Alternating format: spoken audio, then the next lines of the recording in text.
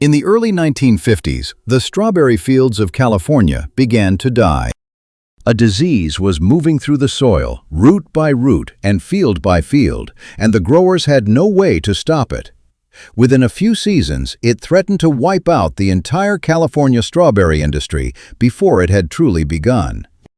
What saved it? A chemical, one that would go on to build the largest strawberry empire the world had ever seen, and one that, 60 years later, would be taken away, leaving that empire standing on ground it could no longer protect.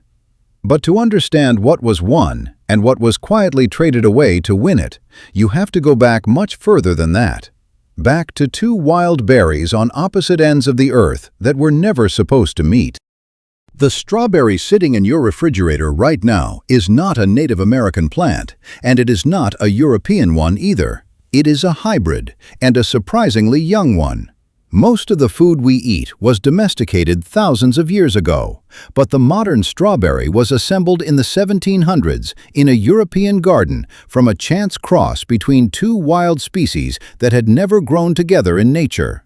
The first was Fragaria virginiana, the wild strawberry of North America, small, fragile, and startlingly flavorful, once so common across the eastern woodlands that colonists wrote home about walking through fields that stained the ground red beneath them.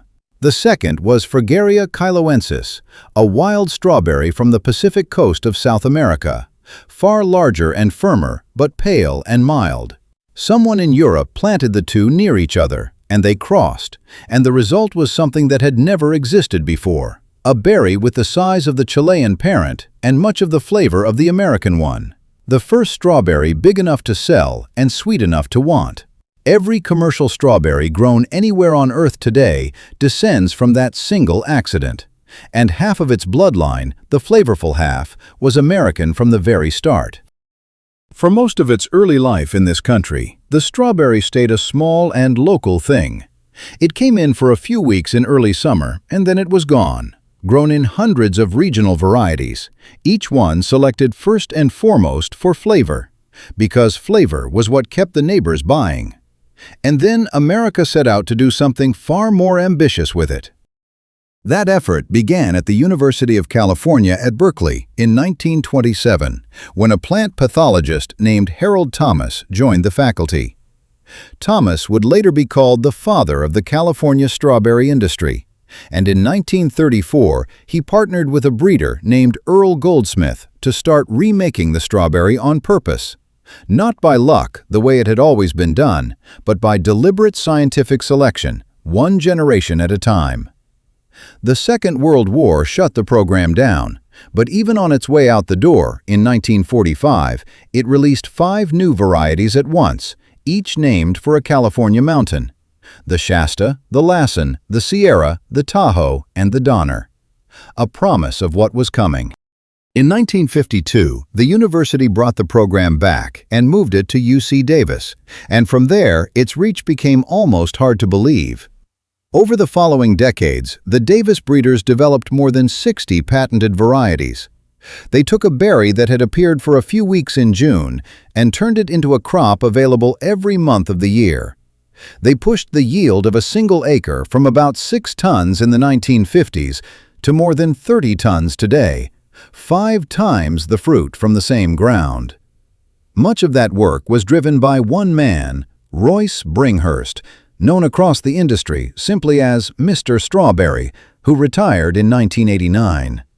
Variety by variety, they rebuilt the plant itself. The Tioga in 1964, which grew to more than half of all California plantings within a decade. The Chandler in 1983. The Camarosa in 1992, each one tougher, more productive, and more shippable than the last.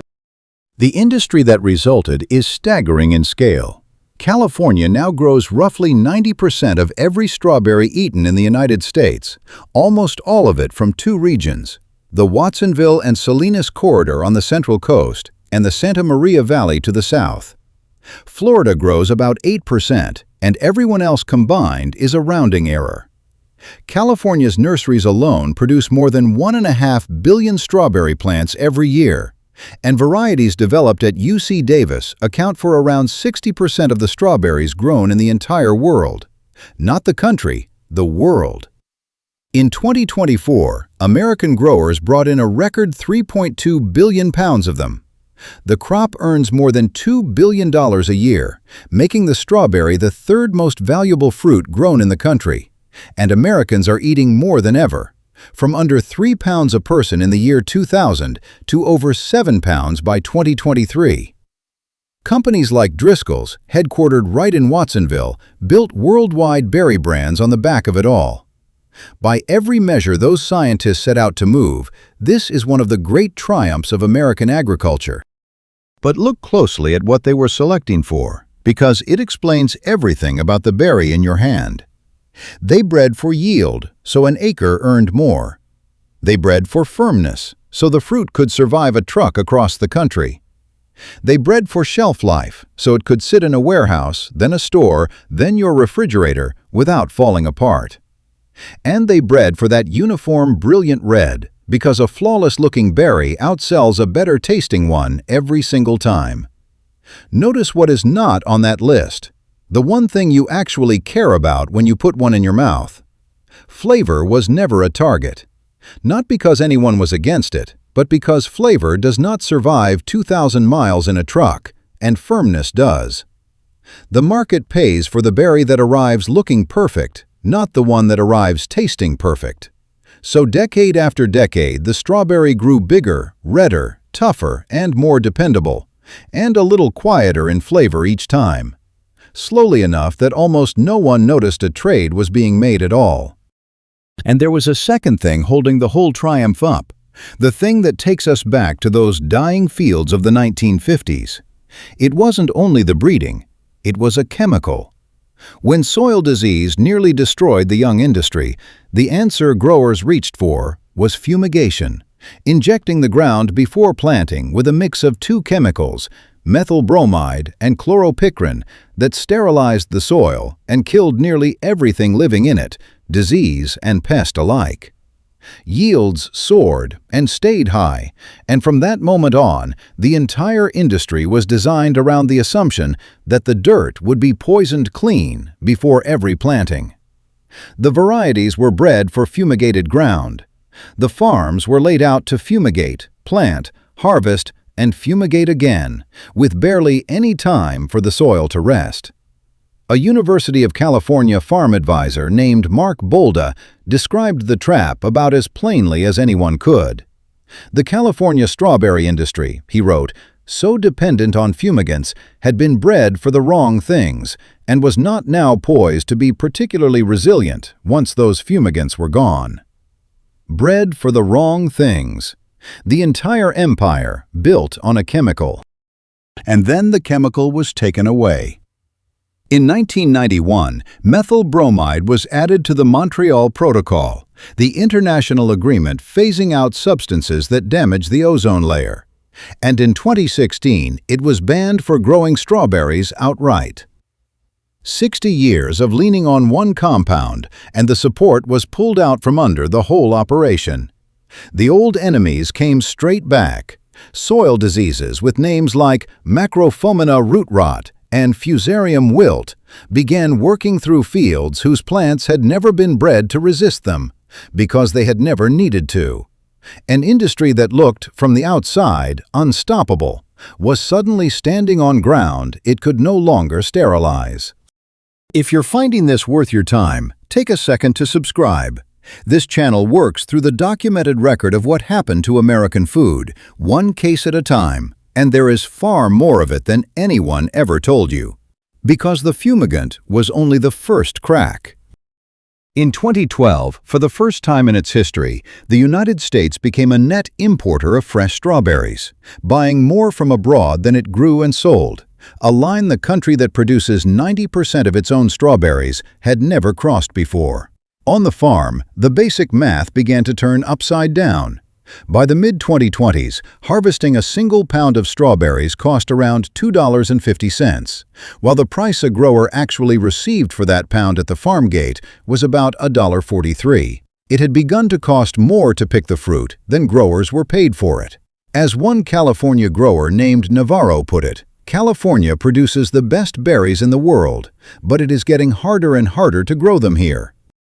The land itself has been vanishing. The strawberry fields that once covered Southern California are nearly gone, paved over as the cities spread outward. The weather has turned less forgiving. A single season of storms cost one organic grower, Javier Zamora, 60% of his crop, more than $1 million in damage on one small farm. And in Oregon, which once grew strawberries prized for exactly the deep flavor the shipping varieties had given up, the administrator of the state's Strawberry Commission, Julie Hoffman, summed up the mood in a single sentence. "Oregon strawberries," she said, "are kind of a dying industry. We're just hanging on." So this is what the rise and fall of the American strawberry comes down to. We took a fragile, flavorful little fruit and through genuine scientific brilliance, turned it into the most productive strawberry the world has ever seen. Bigger, cheaper, flawless to look at, and there on the shelf every single day of the year. And we did it by selecting, relentlessly, for everything except the way it tastes, and by holding the whole thing up with a chemical we have since had to abandon. The berry got everything it was bred for. It just was not bred for you. It was bred for the truck and the warehouse and the bottom line. That is why the one in your hand looks like a photograph of a strawberry and tastes like almost nothing. It is not a defect. It is the finished product doing exactly what it was designed to do. The flavor you remember was never your imagination. It was simply the first thing traded away so long ago and so gradually that most people were never told a trade had been made. If there is any comfort in the story, it is that the older kind is not entirely lost.